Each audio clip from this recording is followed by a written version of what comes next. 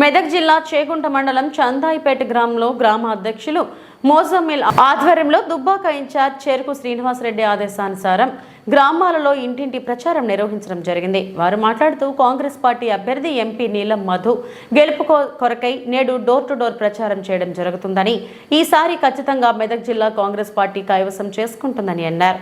ఈ కార్యక్రమంలో గ్రామ అధ్యక్షులు మోజుమిల్, మాజీ సర్పంచ్ బుడ్డ స్వర్ణలత, భాగ్యరాజు కుమార్, దాంటు మహేష్, సిద్ధిరముల, బాసరాజు, స్వామి ఆకుల, స్వామి నవీన్, సాయిబాబా, అవబోతు నాగరాజు తదితరులు పాల్గొన్నారు. చాలా మంది ప్రజలు ఏమంటారు అంటే 5 గ్యారంటీలు నెరవేర్చారు, 6వ గ్యారంటీ కూడా 15 ఆగస్టు లోపల రేవంత్ రెడ్డి చెప్పిన ప్రకారము చేస్తా అని చెప్పిండు. చాలా రెస్పాన్స్ వస్తుంది ప్రజల నుంచి. ఈసారి మాత్రం మెదక్ జిల్లాలో కాంగ్రెస్ జెండా ఎగరడం ఖాయం. నీలమ్మని భారీ. చాలా ముఖ్యమైన విషయం ఏమంటే సెంట్రల్లో మాత్రం రాహుల్ గాంధీ ప్రధానమంత్రి కావాలని కోరుకుంటున్నాము, ప్రజలు కోరుకుంటారు. దాని గురించి చాలా కష్టపడుతున్నాం. కార్యకర్తలము, జనాలు కూడా రాహుల్ గాంధీ సపోర్ట్ చేస్తున్నారు. ఈసారి కూడా మెదక్ కోట మీద కాంగ్రెస్ జెండా ఎగరవేయడం ఖాయం. జై కాంగ్రెస్, జై కాంగ్రెస్, జై కాంగ్రెస్, జై కాంగ్రెస్, జై కాంగ్రెస్, జై కాంగ్రెస్.